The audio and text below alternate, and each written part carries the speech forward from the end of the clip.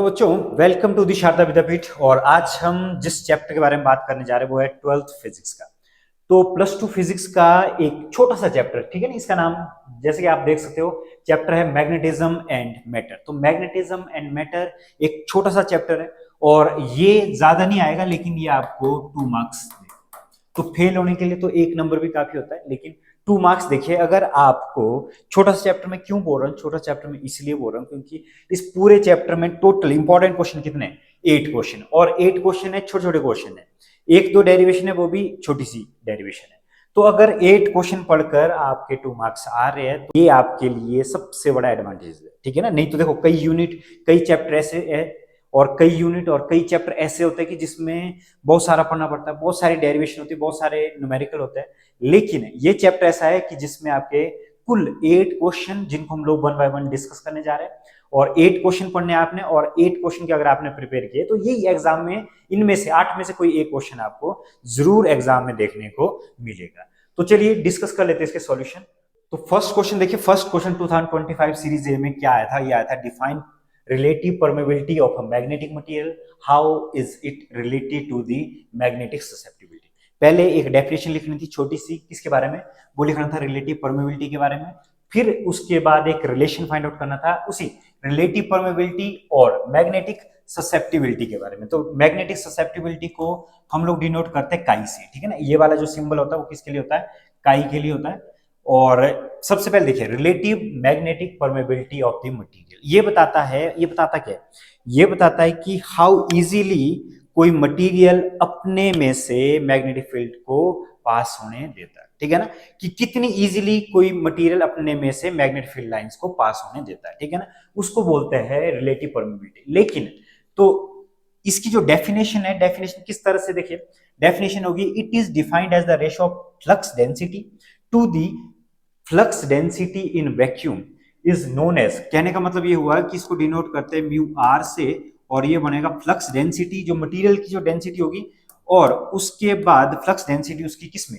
Vacuum में। अब जो ये बी है, ये मैग्नेटिक फ्लक्स डेंसिटी के नाम से जाना जाता है। तो इसका क्या मतलब होता है? इसका मतलब होता है number of magnetic field lines crossing through unit area of cross section, ठीक है ना। तो इसका फॉर्मूला भी आपको पता होना चाहिए। देखो, फाई इज इक्वल टू किसके लिए होता था? वी ए, तो बी इज इक्वल टू होता था फाई अपॉन ए, कि फ्लक्स मैग्नेटिक फील्ड लाइंस कितना किसी एरिया ऑफ क्रॉस सेक्शन से क्रॉस करती है, उसको बोलते हैं मैग्नेटिक फ्लक्स डेंसिटी।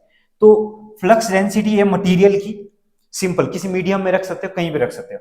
और उसके बाद ये बोल रहे हैं कि सेम चीज या सेम मटेरियल को अगर हम लोग किसमें? वैक्यूम में रखे तो क्या होगा? उन दोनों का जो रेशियो होगा वो होगा रिलेटिव परमेबिलिटी। अब इसमें क्या होगा?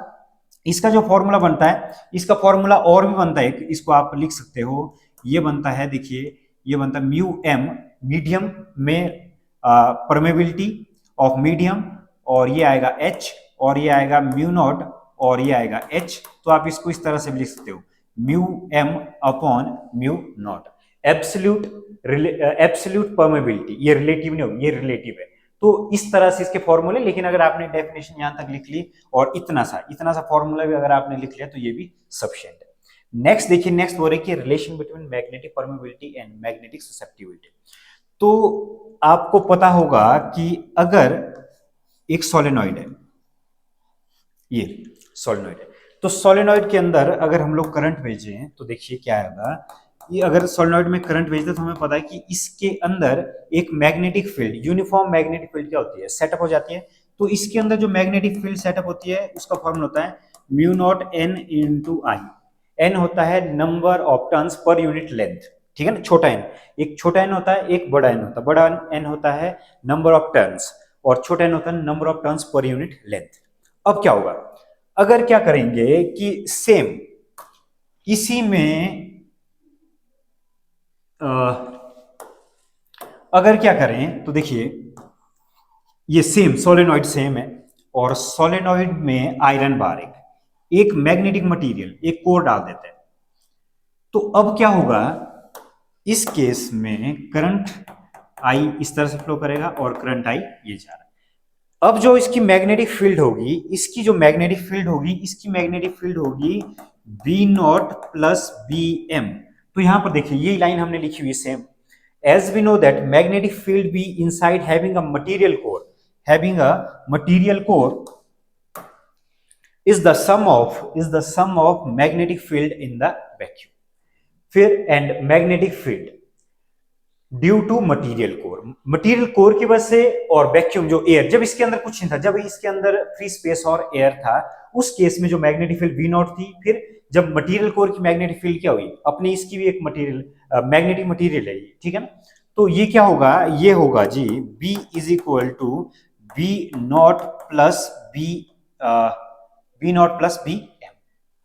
अब क्या लिखेंगे, बी नॉट किसके इक्वल होता है, बी नॉट होता है म्यू नॉट एच के इक्वल, और जो बी एम होता है ये मटेरियल की वजह से, ठीक है ना, तो ये होता है म्यू नॉट इंटू एम। और हियर एच और एम में क्या फर्क होता है, जो एम होता है ये होता है इंटेंसिटी ऑफ मैग्नेटाइजेशन, इसको बोलते हैं इंटेंसिटी ऑफ मैग्नेटाइजेशन। और एच को बोलते हैं इंटेंसिटी ऑफ मैग्नेटाइजिंग फील्ड। ये होती क्या है इस पे, तो सेकंड क्वेश्चन में इसके जो डिफरेंस है वो बताएंगे कि इंटेंसिटी ऑफ मैग्नेटाइजिंग फील्ड क्या होती है और इंटेंसिटी ऑफ मैग्नेटाइजेशन क्या होती है। अब देखिए इसके बाद क्या करेंगे, इक्वेशन 1 में इसकी वैल्यू को पुट कर लेते हैं। इक्वेशन 1 में जब वैल्यू पुट कर देंगे तो देखिए ये आएगा mu naught H plus mu naught M, common आएगा B is equal to mu naught और ये आएगा H प्लस एम।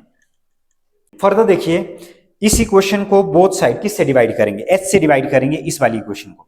इस वाली इक्वेशन को मैं बोथ साइड डिवाइड कर रहा हूं किससे, H से डिवाइड कर रहा हूं। H से जब इसको डिवाइड करेंगे तो ये बनेगा B upon H is equal to mu not रहेगा as it is H upon H plus M upon H। इसके बाद देखिए ये क्या बनेगा, ये बनेगा B upon H is equal to mu naught, और म्यू नॉट के बाद ये बना 1 प्लस M अपॉन H। और क्या होगा B अपॉन H जो होगा ये होता है म्यू M के इक्वल, और ये जो M अपॉन H है ये होता है काई के इक्वल, ये है वो मैग्नेटिक ससेप्टिबिलिटी। अब इसमें वैल्यू पुट कर लेते तो देखिए ये बनेगा mu M is equal to mu naught 1 plus ये बना काई को इस तरह से आप लिख सकते हो, और mu M upon mu naught is equal to बना 1 प्लस काई इंटू एम। अब देखिए ये वाला जो रिलेशन है ना mu M upon mu O किसके इक्वल होता है, ये होता है रिलेटिव परमेबिलिटी के इक्वल। तो हम लिख सकते हैं कि relative permeability is equal to 1 plus chi M। तो ये है जी हमारा फाइनल रिलेशन। तो यही पूछा था कि relation between magnetic permeability and magnetic susceptibility, तो ये आ गया mu R is equal to 1 plus chi M के इक्वल, ठीक है ना। काई के रिलेटिव परमेबिलिटी और इसके बीच में 1 प्लस इसका रिलेशन होता है। तो देखिए ये वाला एक्सप्रेशन आपके काम आ गया। और अब हम लोग डिस्कस करेंगे एम और एच। मैंने कहा था सेकंड क्वेश्चन जो सीरीज बी में आया था वो आया था इसकी डेफिनेशन, ये थोड़ा सा लेंथी आया था 2 मार्क्स के लिए, लेकिन इसके बाद वाला जो क्वेश्चन है वो शॉर्ट में आया था। ये है सेकंड क्वेश्चन, इसके बारे में हम लोग डिस्कस कर रहे थे। सेकंड क्वेश्चन है what do you mean by magnetic intensity and intensity of magnetisation. तो इसमें बच्चे कई बार कंफ्यूज हो जाते हैं। तो सबसे पहले तो आपको ये पता होना चाहिए कि जैसे मैग्नेटिक इंटेंसिटी है, जैसे आपके भी घर में निकनेम कुछ और होता है, स्कूल में कुछ और नाम होता है, उसी तरह से कुछ टर्म्स साइंस में ऐसे आते हैं जिनके डिफरेंट नेम होते हैं। तो मैग्नेटिक इंटेंसिटी देखिए क्या क्या नाम है, इसके निकनेम क्या क्या है। मैग्नेटिक इंटेंसिटी को H से डिनोट करते हैं, और इसका जो निकनेम है घर का इसका मैग्नेटाइजिंग इंटेंसिटी, और इसको मैग्नेटाइजिंग फोर्स के नाम से भी जाना जाता है। तो इसकी जो डेफिनेशन देखिए, it is the strength of applied external magnetic field. ये बोल रहे कि ये मैग्नेटिक फील्ड की स्ट्रेंथ है, ये किस मटेरियल की नहीं, दैट मैग्नेटाइजेस मटेरियल, और इसकी जो ऐसा यूनिट होती है वो होती है एम्पियर पर मीटर। इतना सा 2 मार्क्स के लिए सफिशिएंट है। नेक्स्ट देखिए, नेक्स्ट है, अब सेम सी लग रही, देखो एक है मैग्नेटिक इंटेंसिटी और एक है इंटेंसिटी ऑफ मैग्नेटाइजेशन। तो इसका नाम मैग्नेटिक इंटेंसिटी और मैग्नेटाइजिंग इंटेंसिटी के नाम से भी जाना जाता है, और इसको मैग्नेटाइजिंग फोर्स के नाम से भी जाना जाता है। फिर नेक्स्ट देखिए इंटेंसिटी ऑफ मैग्नेटाइजेशन, इसको डिनोट किया जाता है, किसी बुक्स में इसको M से डिनोट किया जाता है और किसी बुक्स में इसको I से डिनोट किया जाता है। और इसको देखिए एक्चुअल में है क्या ये चीज, द डिग्री और extent to which a substance is magnetised when placed in the magnetising field, ठीक है ना, is called intensity of magnetisation. It is represented by, और इसकी यूनिट सेम होती है। तो ये क्या बोल रहा है, इसका मतलब ये है कि कोई जो मटेरियल है अगर उसको किसी मैग्नेटिक फील्ड के अंदर रखा जाए तो वो किस हद तक अपने आप को मैग्नेटाइज करता है, उसको बोलते हैं इंटेंसिटी ऑफ मैग्नेटाइजेशन। और यूनिट में कोई फर्क नहीं है, यूनिट तो देखिए सेम है, इसमें भी सेम यूनिट, इसमें भी सेम यूनिट। तो 2 मार्क्स के लिए सफिशिएंट है, इतना आप लिख सकते हो। थर्ड क्वेश्चन देखिए, थर्ड क्वेश्चन क्या बोल रहा है, what are the magnetic field lines why do magnetic field lines do not cross each other. तो यहाँ पे ये है मैग्नेटिक फील्ड लाइंस। तो मैग्नेटिक फील्ड लाइंस में magnetic field lines is an imaginary curve, हमें पता है।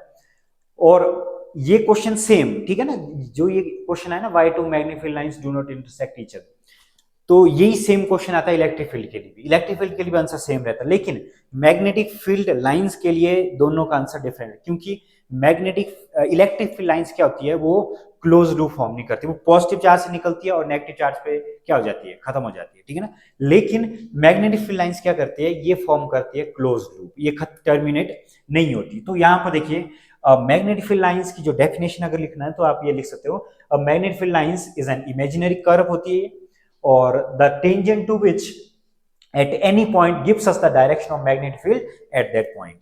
तो ये बोल रहे कि मान लो ये मैग्नेटिक फील्ड लाइंस है और इसके ऊपर अगर आप टेंजेंट ड्रॉ करते हो इस तरह से, तो टेंजेंट क्या बताएगा, वो बताएगा direction of magnetic field lines. और इसका जो सेकंड क्वेश्चन है कि दो मैग्नेटिक फील्ड लाइंस आपस में क्यों नहीं इंटरसेक्ट करती, तो देखिए अगर किसी पॉइंट पे अगर magnetic field lines do intersect करे तो इस पॉइंट पे कितने टेंजेंट ड्रॉ होंगे, इस पॉइंट पे 2 टेंजेंट ड्रॉ होंगे, ये एक टेंजेंट, ये एक टेंजेंट, ये एक ही पॉइंट है, पॉइंट पी पे कितने टेंजेंट ड्रॉ हुए, 2 टेंजेंट ड्रॉ हुए। तो यहां पर देखिए आंसर क्या हो रहेगा, आंसर रहेगा no two magnetic field lines. तो देखिए इसका आंसर क्या रहेगा, इसका आंसर रहेगा no two magnetic field lines can intersect each other, this is because जैसे कि हमने यहां पे ड्रॉ किया है, at the point of intersection we can draw 2 tangent. किसी एक पॉइंट पे इंटरसेक्ट अगर कोई 2 मैग्नेटिक फील्ड लाइंस हुई तो कितने ड्रॉ करेंगे, 2 पॉइंट ड्रॉ करेंगे। फिर this would means 2 direction of magnetic field at a single point which is not possible. तो बस इस वजह से 2 मैग्नेटिक फील्ड लाइंस कभी भी आपस में इंटरसेक्ट नहीं करती है। जैसा कि मैंने आपको स्टार्टिंग में बता दिया था कि इस चैप्टर में बहुत छोटे छोटे क्वेश्चन है और इनको पढ़ने में ज्यादा से ज्यादा आपको टाइम लगेगा, तो कितना 15-20 मिनट, और 15-20 मिनट में आपके 2 मार्क्स बिल्कुल तैयार हो जाएंगे। तो देखिए फोर्थ क्वेश्चन क्या, फोर्थ क्वेश्चन है explain the possible cause of earth magnetic field. कि जैसे कि हमें पता है कि अर्थ अपने आप में क्या है, एक बहुत बड़ी मैग्नेट है, और अर्थ की जो मैग्नेट है उसी वजह से अर्थ में नॉर्थ पोल साउथ पोल है, उसकी वजह से अर्थ में जितनी भी एक्टिविटी है, ठीक है ना, बहुत सारी ऐसी एक्टिविटी है जो सिर्फ अर्थ की मैग्नेटिक फील्ड पे डिपेंड है। ये बोल सकते हैं आप लोग जिंदा है तो किसकी वजह से, अर्थ की मैग्नेटिक फील्ड की वजह से। लेकिन वो मैग्नेटिक फील्ड किस वजह से है, ठीक है ना, उसका यूज तो हमें पता है कि ये इस अगर ये ना हो तो ऐसा होगा, लेकिन वो कहां से आई, कैसा है और किस वजह से, ठीक है ना, ऐसा कौन सा रीजन है। सोर्स और कॉज ऑफ अर्थ मैग्नेटिज्म, तो इसमें है many theories prevails regarding cause of magnetic field of the earth but exact cause is not yet known। तो ये बोल रहे कि बहुत सारी थ्योरी आई, लेकिन इसमें से एग्जैक्ट अभी किसी को पता नहीं है कि अर्थ की जो मैग्नेटिज्म है वो किस वजह से है, लेकिन कुछ थ्योरी है तो उस पे on the basis of this theory. तो देखिए फर्स्ट में क्या है, फर्स्ट वाला है, फर्स्ट क्या बोल रहे, कुछ रीजन हमने ढूंढ लिया, हमने बोला कि इट मे बी, ठीक है ना, इसकी वजह से हो सकता है अर्थ में मैग्नेटिज्म। पहला है magnetism of earth may be due to basic magnetism of the sun because earth is the suppose to be part of the sun. क्योंकि हमें पता है कि अर्थ किसका पार्ट है, अर्थ है किसका पार्ट, सन का पार्ट है, ठीक है ना। और जैसे मून, मून किसका पार्ट है, मून है अर्थ का पार्ट है। तो हम लोग बोलते हैं कि अगर सन में मैग्नेटिक फील्ड है तो अर्थ में भी क्या होगी, मैग्नेटिक फील्ड होगी, इसकी वजह से। एक रीजन तो ये आ गया सिंपल सा। दूसरा रीजन है earth has a charged molten fluid, the charged fluid rotates along its earth and set up current may be reason of magnetization of earth, और इसको डायनेमो इफेक्ट के नाम से भी जाना जाता है। दूसरा इफेक्ट देखिए, जो दूसरा इफेक्ट है ये वाला, सेकंड इफेक्ट में क्या बोल रहे हैं कि जो अर्थ के अंदर हमें पता है मोल्टन सॉल्यूशन है या मोल्टन फ्लूइड है, ठीक है ना, जो लावा जिसको हम लोग बोलते हैं, तो वो क्या होता है, जैसे अर्थ रोटेट कर रही है तो वो भी रोटेट कर रहा है, तो उससे हम लोग बोल रहे हैं कि एक करंट जनरेट होता है, उसको डायनेमो इफेक्ट के नाम से जाना जाता है। हम लोग बोल सकते हैं कि उसकी वजह से अर्थ में क्या है, मैग्नेटिक फील्ड क्रिएट हो रही है। Third one atmosphere of the अर्थ। अब हम लोग बोलते हैं कि जो चार्ज पार्टिकल है, अभी तो हमने बात की, पहले तो हमने बात की कि भाई अर्थ किसका पार्ट है, अर्थ है पार्ट सन का, तो सन में मैग्नेटिक फील्ड है तो अर्थ में मैग्नेटिक फील्ड होनी चाहिए, ठीक है ना। जैसे फादर में भी वही क्वालिटी और उसके बच्चे में भी वही कुछ ना कुछ हरकतें मिलती रहती है, ठीक है ना। तो वो सेम उस प्रॉपर्टी के अकॉर्डिंग उन्होंने पहला बताया। दूसरा बता दें कि molten solution.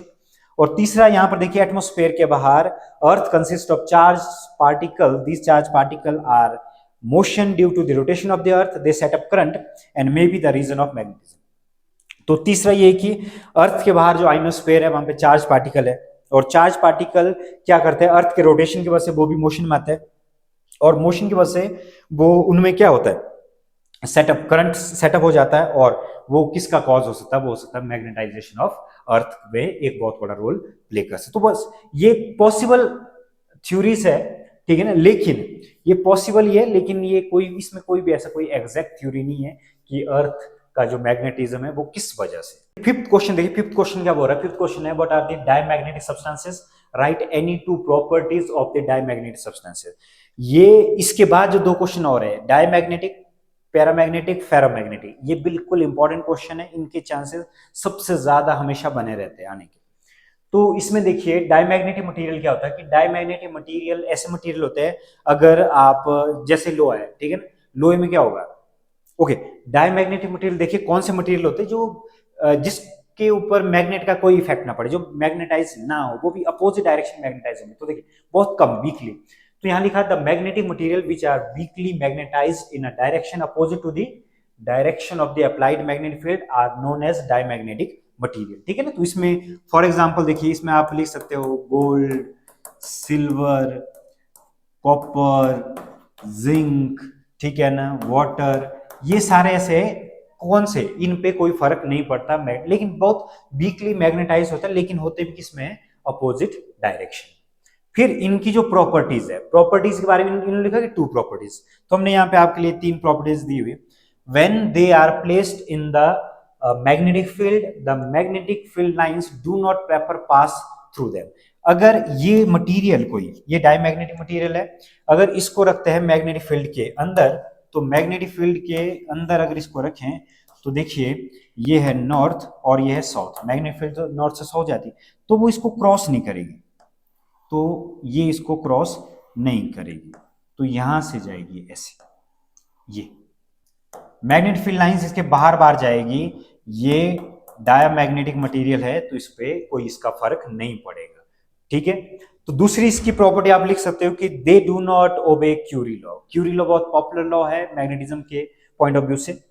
Next one is third one, they are weakly repelled by a magnet, मतलब मैग्नेट का अट्रैक्ट नहीं होते, वो क्या होते हैं, रिपेल होते हैं, ठीक है ना। तो इस ये सारी प्रॉपर्टीज आप इसमें डायमैग्नेटिक सब्सटेंस में लिख सकते हो। ओके जी, नेक्स्ट देखिए, नेक्स्ट है फेरोमैग्नेटिक।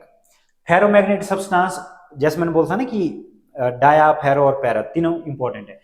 फेरोमैग्नेटिक सब्सटेंस में क्या बोला गया है, इसमें बोला गया है कि the material which are strongly magnetised in direction of applied magnetic field are known as ferromagnet. ये स्ट्रांगली मैग्नेटाइज होते हैं, ठीक है ना, पैरा होता है बीच में, लेकिन फेरो होते हैं बिल्कुल स्ट्रांगली मैग्नेटाइज। तो इसमें देखिए आयरन, जैसे लोहा, लोहे को अगर आप मैग्नेट साथ रब करोगे थोड़ी देर में, थोड़ी देर बाद क्या हो जाएगा, मैग्नेटाइज हो जाएगा आप, और उससे आप क्या कर सकते हो, उससे किसी दूसरी चीज को क्या कर सकते हो, आयरन वाली चीज को अट्रैक्ट कर सकते हैं। तो आप बोल सकते हो कि लोहा क्या हो जाता है, इजीली मैग्नेटाइज हो जाता है और इन the direction of the applied magnetic field.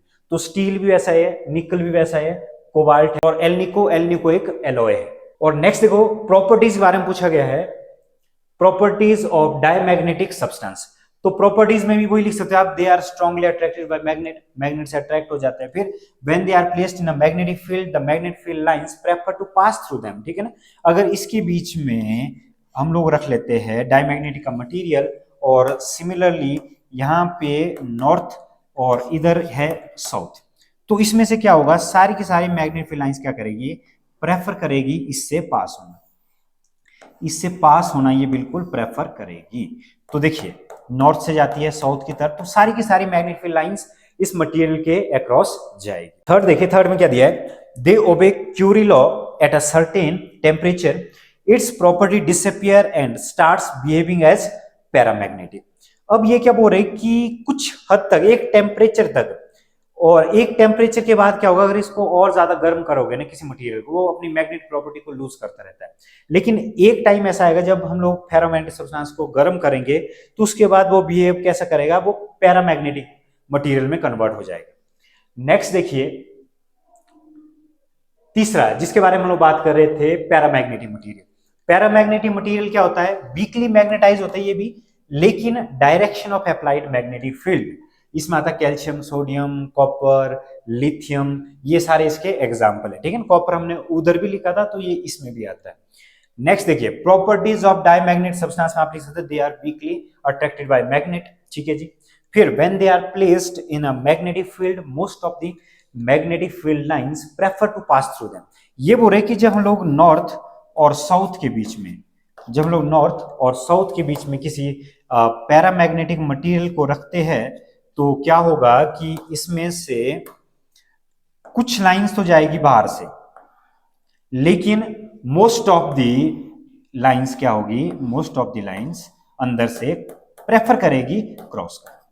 कुछ लाइंस बाहर से जाएगी और बहुत सारी, मोस्ट ऑफ द, ठीक है ना, 80% जो मैग्नेटिक फील्ड लाइंस होगी वो इस मटेरियल के थ्रू पास होगी। फिर नेक्स्ट दे ओबे क्यूरी लॉ। ये भी क्यूरी लॉ को क्या करते हैं, ओबे करते हैं। They are badly affected with the rise in temperature. और इन पे तो पैरामैग्नेटिक में तो बहुत ज्यादा, फेरो में क्या हो रहा था, टेम्परेचर बढ़ा दो तो पैरा में गिर रहे थे, लेकिन फेरो में वो due to rise in temperature they lose magnetic property, और उसके बाद वो मैग्नेटिक प्रॉपर्टी को कंप्लीटली क्या करते हैं, लूज करते हैं। ठीक है ना, तो ये थे पैरामैग्नेटिक मटेरियल वाला क्वेश्चन, ये 7th क्वेश्चन। तो अब तक आपको लगा ही होगा कि छोटे छोटे से क्वेश्चन है सारे। क्वेश्चन नंबर 8 देखिए, क्वेश्चन नंबर 8 ये लास्ट क्वेश्चन है। Calculate the torque on bar magnet when placed in a uniform magnetic field. तो इसके लिए क्या करेंगे, इसके लिए सबसे पहले देखिए कंसीडर करेंगे a uniform magnetic field B represented by equidistant parallel lines. अभी हम लोग डायग्राम ड्रॉ करेंगे तब आपको ज्यादा समझ आएगा। NS is the bar magnet of length 2L। एक बार मैग्नेट लेनी है जिसकी लेंथ कितनी, 2L है, और स्ट्रेंथ होगी ईच पोल की M, और magnet is held at angle theta with the direction of magnetic field.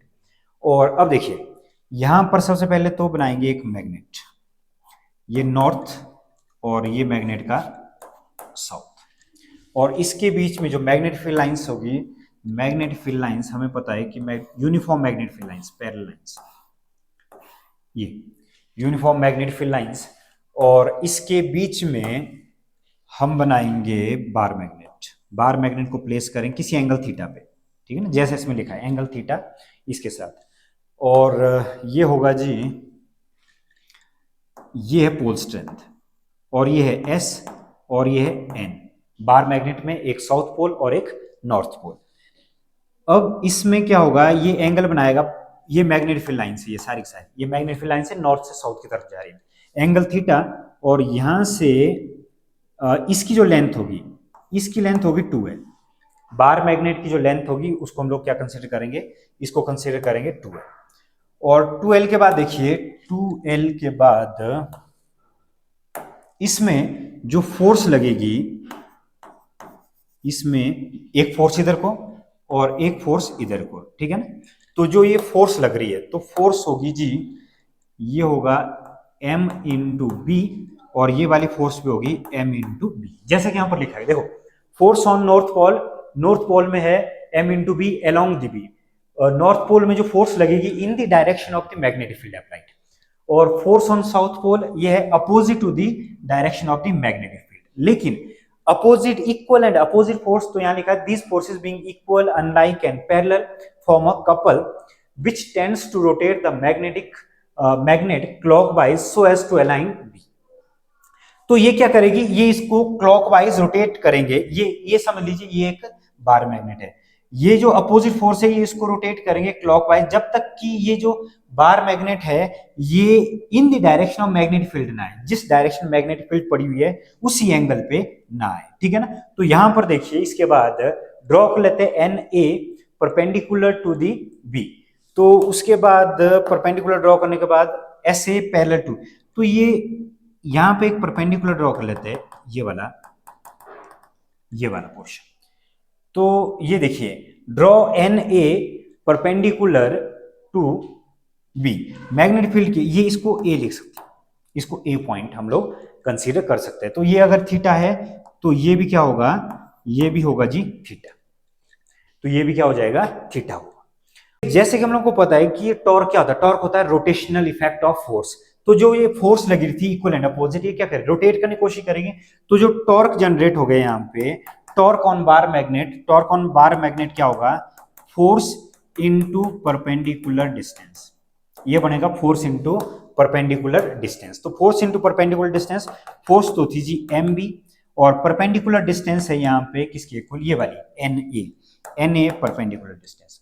अब इसको इक्वेशन 1 लिख लेते हैं। सबसे पहले तो परपेंडिकुलर डिस्टेंस फाइंड आउट कर लेते हैं। तो इन ट्राइंगल यहाँ पे परपेंडिकुलर हमने ये गिराया था, तो ट्राइंगल बन गया एस ए एन। तो इसमें देखिए अननोन साइड कौन सी है, एन ए, एन ए है अननोन साइड, तो यहाँ पे आएगा एन ए। और इसमें नोन साइड कौन सी है, नोन साइड है एन एस। एन ए और एन एस ये बना P upon H, P upon H बना, ये आया जी साइन थीटा। एन ए तो फाइंड आउट करना है, लेकिन एन एस ये है 12 के इक्वल, ये 12 के इक्वल, और ये आएगा साइन थीटा के इक्वल। नाउ ये बनेगा N A is equal to 2L sine theta. ये किसके इक्वल बनेगा, 2L साइन थीटा। तो इसकी वैल्यू को इक्वेशन 1 में पुट कर लेते हैं। तो देखिए ये बनेगा M B 2L sine theta, M B 2L sine theta. फिर ये बनेगा m इंटू 2L को आप अलग से लिख सकते हो, और b साइन थीटा को आप अलग से लिख सकते हो। फिर क्या होगा, और ये किसके इक्वल होता है, ये होता है m के इक्वल, ये बना एम बी साइन थीटा। तो जब भी साइन थीटा हो, साइन थीटा रोटेशनल इफेक्ट के लिए होता है, तो इसको हम लोग वेक्टर फॉर्म में लिख सकते हैं। तो वेक्टर फॉर्म में देखिए फाइनल आंसर आएगा, टॉर्क बार मैग्नेट का जो टॉर्क होगा वो होगा m क्रॉस b। तो ये बनेगा फाइनल एक्सप्रेशन। तो ये था इसका लास्ट क्वेश्चन, क्योंकि ये जो डेरिवेशन है ये इसी चैप्टर में है, मैग्नेटिज्म एंड मैटर वाले चैप्टर। आई होप आपको क्लियर हो गया होगा कि इस तरह के क्वेश्चन के साथ किस तरह से डील किया जाता है। तो ये बहुत कम क्वेश्चन है, तो आप इसका स्क्रीनशॉट भी ले सकते हो। और आज की वीडियो में बस इतना ही, फिर मुलाकात होगी एक नई वीडियो के साथ, तब तक के लिए।